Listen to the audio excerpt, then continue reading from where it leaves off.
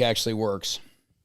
Okay, hey everybody, welcome to the Super Duper Show hosted by your friends here at Treadmill Heroes. Are we still good, Casey? Do I need to do that again? We're still live? Well, we'll pretend we weren't live. Hello, everybody. Welcome to the Super Duper Show. I'm your host, Joe Braymeyer, and we are hosted by, of course, your friends here at Treadmill Heroes, your official home to new and used fitness equipment for your home or for your facility, which applies to both of your things at this point. And Treadmill Heroes has commercial and residential equipment. We also sell infrared heat saunas. I have one at home. It's awesome. I'm not lying. I really do have one. And I sat in it a couple times this weekend, and it was nice. And you guys should buy a couple from us before this interview's out.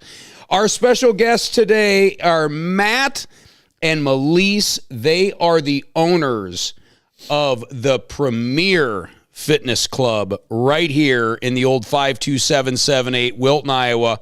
Wilton Total Fitness. You guys are running the show over there. Welcome to this show. Thanks. You. How are you guys? Amazing.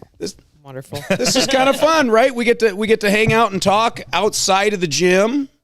And maybe for a minute not have to worry about either fixing equipment or you having to buy more of it. Yeah, it always costs me money. Every time I talk to you.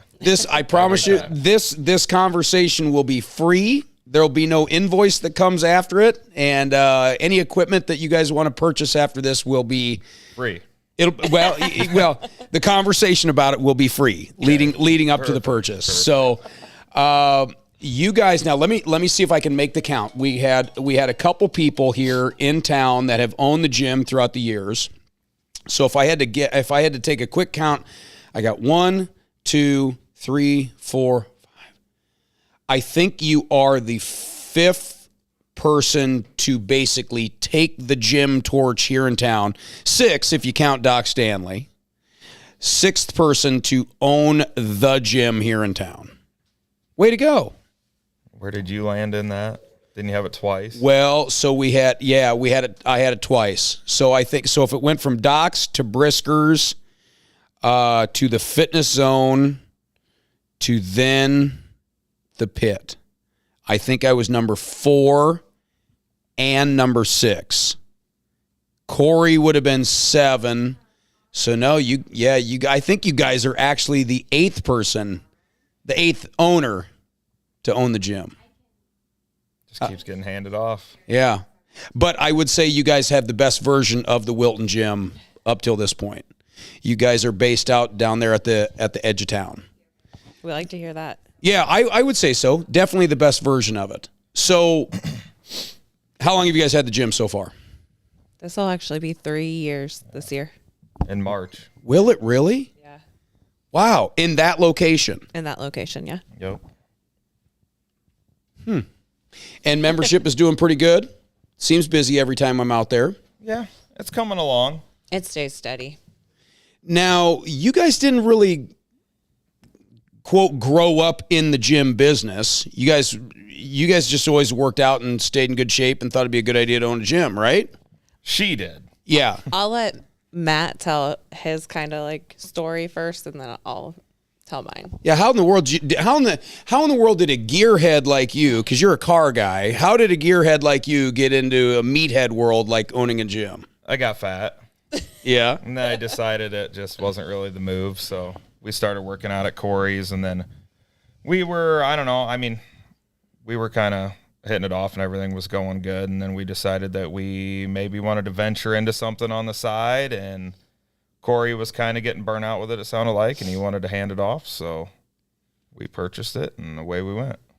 How long of a time period went by from the time you started working out at the gym to where you're like, I think I could kind of like get into owning this place? 2 years. 1.5, 2 years probably.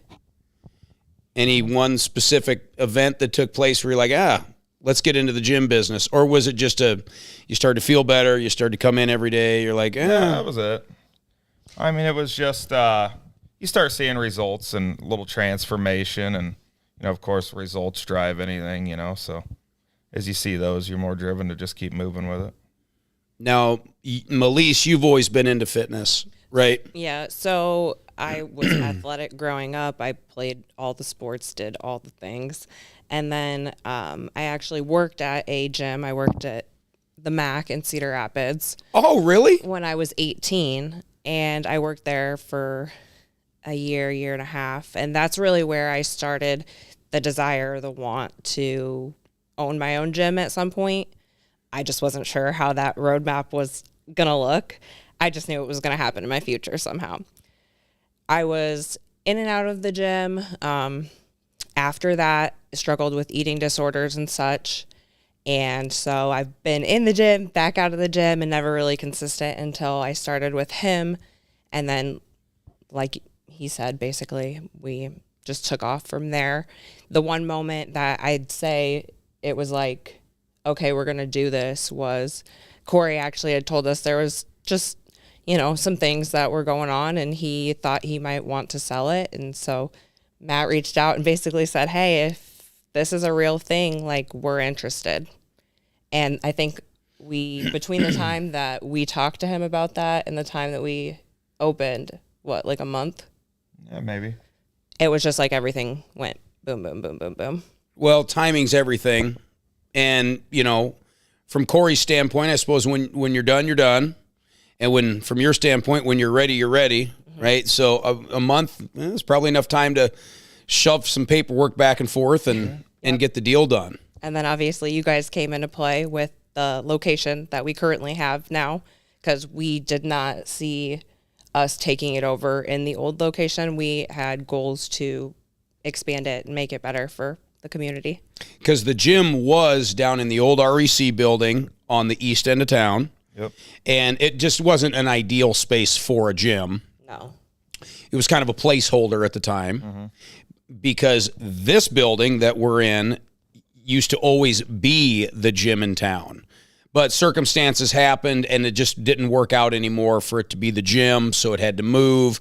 And that was a placeholder. And ultimately where you're at now, which is the old Legion building, I think is probably what most people would call it. Mm-hmm. And now it's a perfect spot for a gym. Yeah, and I really saw the location having a set of garage doors before we even went to that space. Like, I had even told him and spoke to him about having a warehouse type location. So it was like everything literally just fell into alignment. So you always wanted to have a gym. That's incredible. Yeah, I really did. The girlhood dream comes true. Yes. You brought it up. You said you struggled with some eating disorders. Can we talk about that a little bit? Because I think that kind of ties into the fitness world. And let me preface it by saying, I see you and I see your posts that you make, and obviously you know a lot about nutrition now, because when you're getting ready for a show, like you don't look skinny, you look built, like you look like you're ready for the stage, and you certainly know how to weight train, but we all have to start somewhere. So how did you go from eating disorder to really knowing a ton about nutrition? Connect the dots for me. Yeah. So again, I started with health and fitness when I was like 18. So when you're young, you don't know what you don't know. And that goes for everyone. So it really started with getting into my first thing that I really did was Insanity and P90X. Everybody remembers those programs.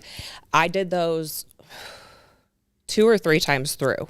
Like, I was that girl. I was that high intensity cardio girl. All right, take a time out there. If you've ever done P90X, even if you made it through the first DVD, like you were a warrior, that was extremely hard work to do with light weights, body weight, just high repetitions.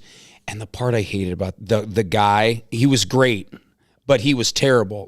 He would talk smack to you the whole time. Like, dude, man, if you weren't in that TV screen, I'd strangle you. Got hands. Yeah, but anyway, to be able to get through that whole box set and then to do it again, because there was like 12 DVDs in that box set. So you powered through that 3 times? Yeah, 2 or 3 times I did each of the programs. And obviously, like Matt said, at that point you start to drive results. And once I started to drive results, then I started to obviously realize that nutrition played into it, and calories in, calories out at that point was more just my understanding of it. So what did I do? I just restricted calories and actually went out to college at Morningside and was on a cheer scholarship there. That's where it got really bad. Ended up withdrawing from college, pulling myself out because I knew it was so bad at that point. I was literally living on Diet Coke, almonds, and then when I did eat, I would binge. So I would eat a bunch of food and then immediately purge. Yeah. So I knew I needed to get home. I knew I needed to get help. I called my parents up, and bless their freaking hearts, they did not ask questions. No questions were asked when I called them. They just said, okay, let your school know. We'll be there. We'll come pick you up. So I came home. They did not know I was struggling with this at the time. Really? Either. Because No. you physically you had to look pretty thin, right? I think I was, but I don't think they realized to the extent. They just thought you were working out hard. Yeah, because on top of obviously restricting and having the eating disorder at that point, I had cheer practices that I was going to, and then I was doing cardio probably twice a day on top of it. Oh, wow. Yeah, And you were then- just shredding calories. Yeah, and then I would hit weights a couple times a week on top of it as well. So I was just burning myself at both ends of the candle. And once you do that, it plays into your mental state as well. So mentally, I couldn't even be out there at school and handle the lifestyle that is college when you're not even mentally stable. So I came home, got a full-time job, and got myself right again. And once I started doing that, I slowly worked myself back into working out and just healing myself internally and eating food again and not having to see a struggle with it. So fast forward a couple years, I got pregnant, put on a bunch of weight. After my pregnancy, I started to work out again, lose the weight. And my ex-husband and I at the time, we decided